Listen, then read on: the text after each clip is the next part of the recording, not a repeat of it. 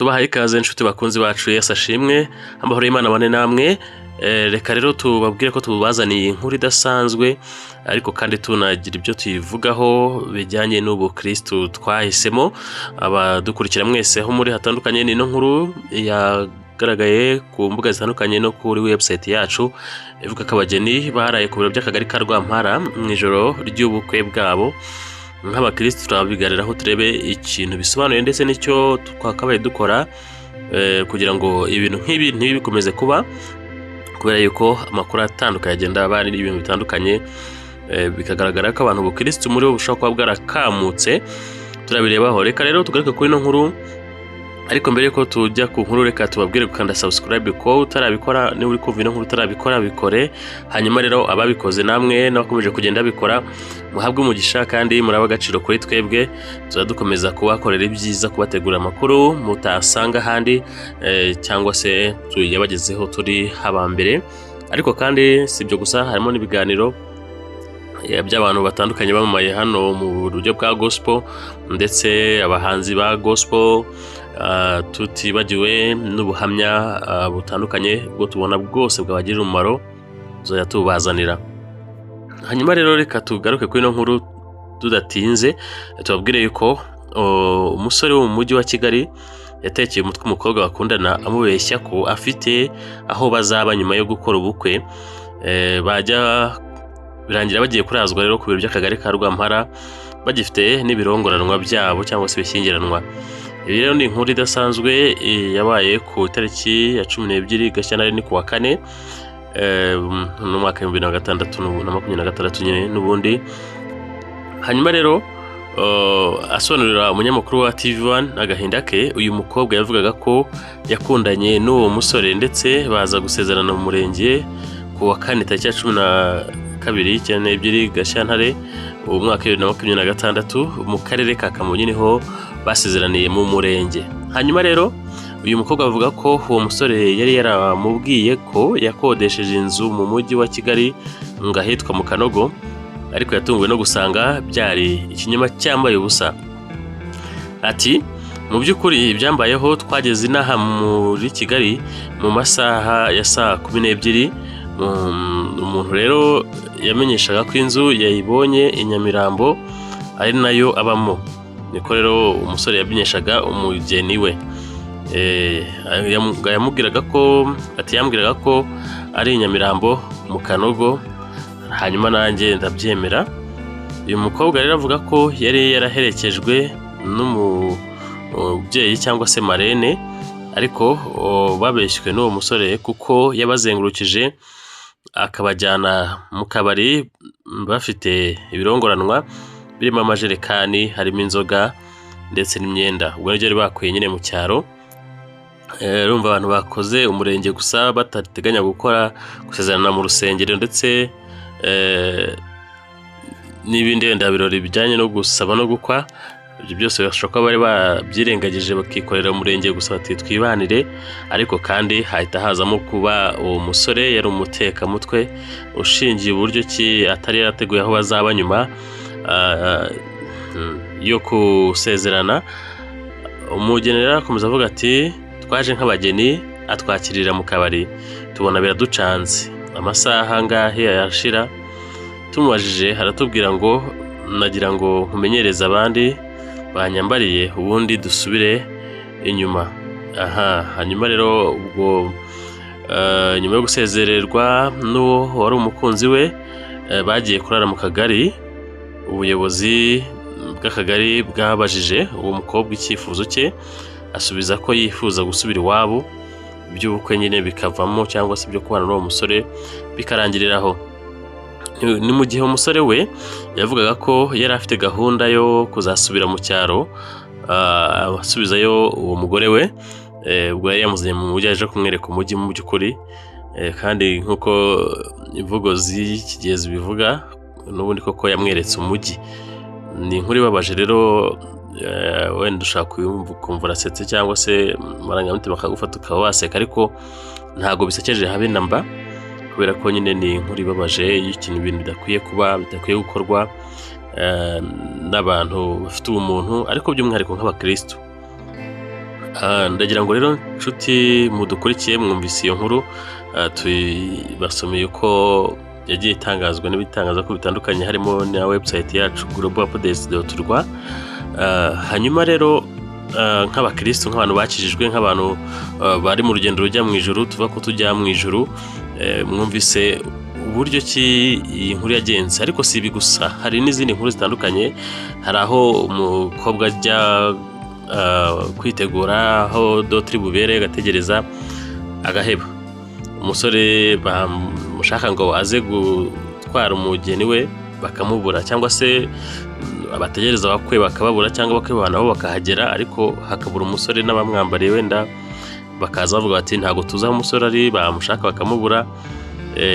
Hari n'igihe ari na para batazi aho umusore asanzwe atuye muri ghetto ye. Kuri no nkuru wenda aho umuntu yakwiza se umusore ntera asanzwe afite ahantu aba, mu by'ukuri umuntu muri Kigali inzererezi yanjye akajya gukora ubukwe.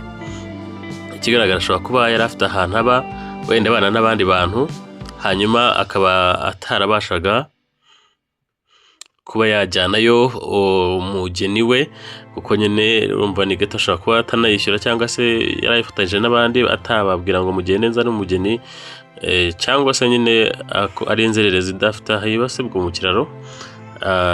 Biragoye kubyemeza, ariko ikigaragara nuko uyu musore yari umutekamutwe, kuko ntago akora ubukwe nguza n'umugeni. Ikindi wakwibaza, ubushobozi bwo gukora ubukwe yarabubonye arangije ntiyabona ubwo gukodesha inzu, niyo yaba ari inzu ya make iciriritse byibuza, ku buryo birangira agiye gucumbikisha mu kagari ku munsi w'ubukwe. Ese imiryango ye yo ntacyo yamufashije ku buryo yari gukora nyine ibintu bisobanutse, agashaka haba niyo bahawe ukwezi kumwe bakabura aho baba bagasura mu cyaro. Ariko ikindi nanone kandi urumva nawe mu cyaro yagomba kuba yanakwishakira inzu hafi mu cyaro bakiberayo, aho kugira ngo ateshe umutwe n'umukobwa nawe ntabure kwitesha umutwe. Hanyuma rero ikigaragara nuko haba harimo nyine niba wenda nta kibazo cy'amarangamutima cyangwa se cy'imitekerereze uwo musore afite bituma akora ibisa n'ubutekamutwe, hagomba kuba harimo ikibazo cyanze bikunze cyo kubeshya, ubutubuzi. Hanyuma rero ni ibibazo bikomeye. Ari abakobwa bateka imitwe abasore. Ejo bundi hari n'umukobwa n'umusore mu murenge wa Kimironko bari bagiye kurahira. Bagezeyo umukobwa ahita amenya ko umusore hari umwana afite hanze, akandi abimenyera aho ngaho. Hanyuma rero bahita yanga ko basezerana mu murenge, bateza rwasire barasohoka bahagarara hanze, abantu baraza barakoma baringinga. Uwambariye inkuru yari ari hafi aho n'ubundi niho akorera imbere y'umurenge neza, yabonaga nyine biri kuba, ariko babyarangiye basubiye mu murenge ntibamenya niba babashije gusezerana kwemeranya noneho ngo basezerane. Ariko urumva ko nyine bitangiye nabo ubwo rugo narwo urumva ko biba bitoroshye, kubera ko batabwizanyije ukuri, wenda barengera inyungu zabo, barengerana n'icyo bita urukundo rwabo. Ariko nyuma na nyuma nyine ibintu byose bigenda bigaragara. Muri make rero nk'abakristo cyambere tukababwira nuko umukristo ararenganywa ntago arenganya. Bibaye ngombwa ko habamo no gupfa, umukristo aricwa ntabwo yica. Igihe rero umuntu ataramenya indangagaciro z'ubukristo nk'uko buri, akanahora yatura ko ari umukristo kandi akumva ko ari we, aba ari kwibeshyera, kandi n'imbere y'Imana aba ari kwishyiraho urubanza. Ni byiza kuvugisha ukuri ntubigayirwa cyangwa wanabigayirwa. Ukugaya nyine nawe aba afite izamucira urubanza, ugaseruka ukuri pe ntuhemuke. Kandi iyo umuntu yaraguhemukira si ngombwa kumwitura kumutenguha. Hari n'abategura ubukwe rwose bw'utuburano, umusore akategura ubukwe akagenda abeshya umukobwa, akazana ibirongoranwa, akazana amatora, agasasa. Ku munsi w'ubukwe umusore bakamushaka bakamubura, bagasanga n'abantu bose yayerekaga umukobwa ati uyu ni data wacu, uyu ni anko cyangwa se ni masenge, bikarangira aba bantu bose batari abanyabo, bikarangira nta n'ubukwe bwari buteganijwe, kandi wenda umukobwa yarashyushye arashya rwose kwa kundi kwabo, arategura ashaka ibirongora, atumira abantu, invitation bagatanga, urusengero bakishyura, basare bakishyura, bakerekanwa, umukobwa nyine ndagashyashyana, umuhungu nyine we akubita ku mufuka azi ngo umukobwa akaba azi ngo ibintu byose umuhungu yarabikemuye, namuhaye amafaranga yarishyuye, ku munota wa nyuma umuhungu akaba yigiriye hanze cyangwa se n'ahandi hantu nyine akamubura. Ibyo nabyo bibaho, ariko byageze kure noneho aho abantu basigaye banabana, bagasezerana mu murenge bigakunda, bagasezerana hose bigakunda, bakanabana bigakunda, ariko umwe afite gahunda y'imibare, avuga ati turabana iminota mikeya cyangwa iminsi mike nigendere, tutaretse babandi babana, ariko nyine avuga ati tuzahabana ariko mbana n'abandi. Byose rero biri kubaho nk'abakristo, mukwiye kwisubiraho ko mu Rwanda turi abakristo, duhamya ubukristo, ariko sinzi amatorero dusengeramo niba bidutoza cyangwa se ari twebwe twananiranye. Birakwiye ko habaho ikosora cyangwa se kwisubiraho ku mpande zitandukanye, ubukristo bukubahirizwa, umukristo akabaho ubuzima nk'uko Bibiliya bivuga. Ikibazo kenshi turayisomerwa ntituyisomera, kandi ibyo ni ikibazo gikomeye cyane. Iyo abantu batisomera ijambo ry'Imana babeshywa byinshi, cyangwa se nabo ubwabo bakibeshya byinshi, kubera yuko uvuga avuga ibyo yasomye, nta nubwo ndashaka kubivuga 100% nk'uko Imana yashaka ko bitambuka.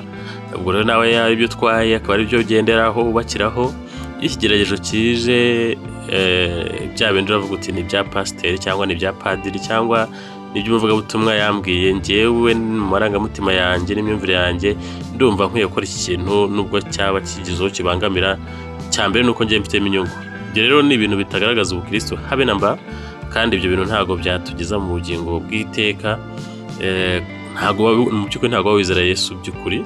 Iyo umeze gutyo, yitwara gutyo, urakazu yazi cyangwa se uri n'igicamuke, niko nabyita. Hanyuma rero nshuti bakunzi bacu, reka tubashimire ko mwabanye natwe. Ndibwira yuko namwe mushaka kujya muri comment mukatubwira nyine uko mubyumva, ko mubyakiriye iriya nkuru yabaye ku wa kane, uko mwayakiriye. Izo zindi zo muhora mwumva namwe kuko ari nyinshi muzirimo. Nanjye hari aho njya mbasha kwitabira ubukwe nkabona hajemo ibibazo biteye ubwoba. Hari naho rwose twagombye kwinginga ko na NDMC tugomba kwinginga umusore ngaze dukora ubukwe asezerane, birangira aje kubw'amahirwe, ariko urumva dote ntiyabaye kuko yaje mu saa 8. Ibyo nabyo nyine aba ari ikibazo gikomeye cyane, n'ibindi. Ariko icyo twasaba nuko abasenga musenge, abinginga mwinginge, musaba Imana itabara abantu bayo, kandi abantu gukomera mu bigeragezo bitari bimwe bigenda bizanwa n'umubi.